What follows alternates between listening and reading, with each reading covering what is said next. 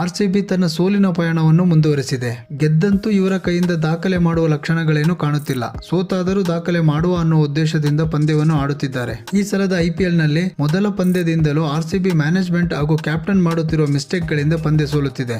ಗಲ್ಲಿಗಳಲ್ಲಿ ಆಡುವ local cricket ನಲ್ಲೂ ತಮ್ಮ ತಂಡಗಳನ್ನು ಹೇಗೆ ಮ್ಯಾನೇಜ್ಮೆಂಟ್ ಮಾಡಬೇಕು ಅಂತ ಕ್ಲಿಯರ್ ಆಗಿ ಗೊತ್ತಿರುತ್ತೆ. ಆದರೆ ಆರ್ಸಿಬಿಯಲ್ಲಿ ಹಾಗೆ ಆಗುತ್ತಿಲ್ಲ. ಪಂದ್ಯ ಗೆಲ್ಲಬೇಕು ಅನ್ನೋ ಉದ್ದೇಶಕ್ಕಿಂತ ಪಂದ್ಯ ಸೋಲಬೇಕು ಅನ್ನೋ ಉದ್ದೇಶದಿಂದ ಪಂದ್ಯ ಆಡುತ್ತಿರುವ ಹಾಗೆ ಇದೆ. ಇನ್ನು ವಿರಾಟ್ ಕೊಹ್ಲಿ ಇದು ಸ್ಲೋ 100 ಅಂತ ಎಲ್ಲ ಟ್ರೋಲ್ ಆಗುತ್ತಾ ಇದೆ. ಸ್ಲೋ ಅಥವಾ ಫಾಸ್ಟ್ ಅನ್ನೋದಕ್ಕಿಂತ ಅವರೊಬ್ಬರಾದರೂ ತಂಡಕ್ಕಾಗಿ ಆಡುತ್ತಿದ್ದಾರೆ. ಅವರ ಜೊತೆ ಯಾರೊಬ್ಬ ಆಟಗಾರನು ಕೂಡ ಕೈ ಜೋಡಿಸುತ್ತಿಲ್ಲ. ಪಂದ್ಯಕ್ಕೆ ಒಂದಿಷ್ಟು ಸ್ಕೋರ್ ಬರುತ್ತಿರುವುದೇ ಕೊಹ್ಲಿಯಿಂದ. ಆರ್ಸಿಬಿ ತನ್ನ ಮೊದಲ ವಿಕೆಟ್ ಕಳೆದುಕೊಂಡಿದ್ದೆ 125 ರನ್ಗಳಿಗೆ. ಸಾಧಾರಣವಾಗಿ ಐಪಿಎಲ್ ನಂತ ಸರಣಿಗಳಲ್ಲಿ 14 ಓವರ್ಗಳಿಗೆ 125 ರನ್ಗಳಿಗೆ ಮೊದಲ ವಿಕೆಟ್ ಕಳೆದುಕೊಳ್ಳುವಾಗ ಕಡಿಮೆ ಅಂದರೂ 200 ಗಡಿ ಟೀಮ್ ದಾಟುತ್ತದೆ ಅನ್ನುವ ನಿರೀಕ್ಷೆ ಇರುತ್ತದೆ. ಆದರೆ ಇಲ್ಲಿ ಹಾಗೆ ಆಗಲಿಲ್ಲ. ನಾಯಕ ಡುಪ್ಲೆಸಿಸ್ ಔಟ್ ಆದ ಬಳಿಕ ಮ್ಯಾಕ್ಸ್ವೆಲ್ ಬಂದರು. ಅದು ಸಹಜವಾಗಿ ಓಕೆ, ಯಾಕೆಂದರೆ ಮ್ಯಾಕ್ಸ್ವೆಲ್ ಫಾರ್ಮಿಗೆ ಬಂದರೆ ಐಪಿಎಲ್ ನ ಯಾವೊಬ್ಬ ಪ್ಲೇಯರ್ಸ್ ಕೂಡ ಅವರೊಂದಿಗೆ ಟ್ಯಾಲಿ ಮಾಡಲಿಕ್ಕೆ ಆಗೋದಿಲ್ಲ. ಆ ತರದ ಸ್ಫೋಟಕ ಪ್ಲೇಯರ್. ಆದರೆ ಏನ್ ಮಾಡುವುದು, ನಮ್ಮ ಆರ್ಸಿಬಿಯ ಸ್ಟಾರ್ ಚೆನ್ನಾಗಿಲ್ಲ. ಇಲ್ಲದಿದ್ರೆ ಯೋಚನೆ ಮಾಡಿ, ಐಪಿಎಲ್ ಆಡೋಕ್ಕಿಂತ ಮೊದಲು ಉತ್ತಮ ಫಾರ್ಮ್ ನಲ್ಲಿದ್ದ ಮ್ಯಾಕ್ಸ್ವೆಲ್ ಐಪಿಎಲ್ ಪ್ರಾರಂಭವಾದ ಮೇಲೆ ತಮ್ಮ ಫಾರ್ಮ್ ಅನ್ನು ಕಳೆದುಕೊಂಡಿದ್ದಾರೆ.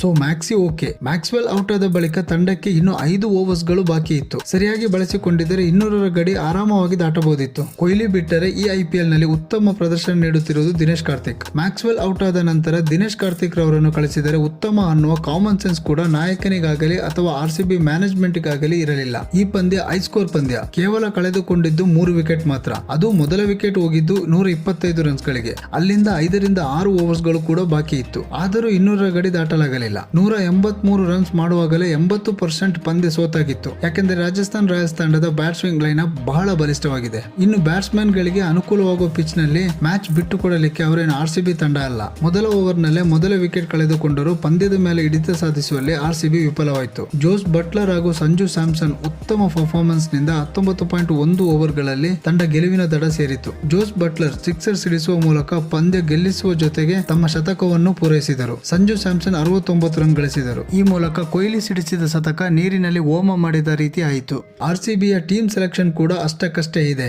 ಆರ್ ಪರ ಚಹಲ್ ಹಾಗೂ ಅಶ್ವಿನ್ 8 ಓವರ್ಗಳಲ್ಲಿ 62 ರನ್ ನೀಡಿ 2 ವಿಕೆಟ್ ಪಡೆದರು. ಅದೇ ನಮ್ಮ ಆರ್ಸಿಬಿಯ ಮಯಾಂಕ್ ದಾಗರ್ ಹಾಗೂ ಹಿಮಾಂಶು ಶರ್ಮಾ 4 ಓವರ್ಗಳಲ್ಲಿ 63 ರನ್ ನೀಡುವ ಮೂಲಕ 1 ವಿಕೆಟ್ ಕೂಡ ಪಡೆಯಲು ಸಾಧ್ಯವಾಗಲಿಲ್ಲ. ಈ ಸಲದ ಐಪಿಎಲ್ ನಲ್ಲಿ ಇದುವರೆಗೆ ಆರ್ಸಿಬಿಯ ಪರ ಹೆಚ್ಚು ವಿಕೆಟ್ ಪಡೆದ ಬೌಲರ್ ಎಂದರೆ ಮ್ಯಾಕ್ಸ್ವೆಲ್. ಆದರೆ ಮ್ಯಾಕ್ಸ್ವೆಲ್ ಗೆ ಈ ಪಂದ್ಯದಲ್ಲಿ ಬೌಲಿಂಗ್ ನೀಡದೇ ಇರುವುದು ಆಶ್ಚರ್ಯಕರ. ಇನ್ನು ಫಾಸ್ಟ್ ಬೌಲಿಂಗ್ ನಲ್ಲಿ ರಿಸ್ ಟಾಪ್ಲೆ ಉತ್ತಮ ಬೌಲಿಂಗ್ ಪ್ರದರ್ಶಿಸಿದರು. ಬೇರೆ ಯಾವ ಬೌಲರ್ಸ್ ಗಳು ಕೂಡ ಕಳೆದ ಹಲವು ಪಂದ್ಯಗಳಿಂದ ಉತ್ತಮ ಪರ್ಫಾರ್ಮೆನ್ಸ್ ನೀಡುತ್ತಿಲ್ಲ. ಆದರೂ ಮ್ಯಾನೇಜ್ಮೆಂಟ್ ಅವರಿಗೇನೆ ಇನ್ನೂ ಅವಕಾಶ ನೀಡುತ್ತಾ ಬರುತ್ತಿದ್ದಾರೆ. ಲಾಕಿ ಫರ್ಗ್ಯೂಸನ್ ಗೆ ಇನ್ನೂ ಅವಕಾಶ ನೀಡಿಲ್ಲ. ಇನ್ನು ಆರ್ಸಿಬಿಯ ಕಂಬ್ಯಾಕ್ ಅಂತೂ ಕನಸಿನ ಮಾತು. ಈ ಸಲ ಆದರೂ ಕಪ್ಪು ತಗೊಳ್ಳುತ್ತಾರೆ ಅಂತ ನಾವು ಅಂದುಕೊಂಡರೆ ಈ ಸಲನೂ ನಮಗೆ ಚಿಪ್ಪೇಗತಿ. ಇವತ್ತಿನ ಪಂದ್ಯ ಗೆಲ್ಲುವ ಮೂಲಕ ರಾಜಸ್ಥಾನ್ ರಾಯಲ್ಸ್ ಸತತ 4 ಪಂದ್ಯಗಳಲ್ಲಿ 4 ಗೆದ್ದು ಪಾಯಿಂಟ್ ಟೇಬಲ್ ನಲ್ಲಿ ನಂಬರ್ 1 ಸ್ಥಾನದಲ್ಲಿದೆ. ಆರ್ಸಿಬಿ ತಾನಾಡಿದ 5 ಪಂದ್ಯಗಳಲ್ಲಿ 4 ಪಂದ್ಯ ಸೋತು 7ನೇ ಸ್ಥಾನದಲ್ಲಿದೆ. ಉತ್ತಮ ಬ್ಯಾಟಿಂಗ್ ಪ್ರದರ್ಶಿಸಿ ಶತಕ ದಾಖಲಿಸಿದ ಜೋಸ್ ಬಟ್ಲರ್ ಗೆ ಪಂದ್ಯ ಪುರುಷೋತ್ತಮ ಪ್ರಶಸ್ತಿ ಲಭಿಸಿತು. ಮುಂದಿನ ಕ್ರಿಕೆಟ್ ಅಪ್ಡೇಟ್ ನೊಂದಿಗೆ ಮತ್ತೆ ಭೇಟಿಯಾಗೋಣ. ನಮಸ್ಕಾರ.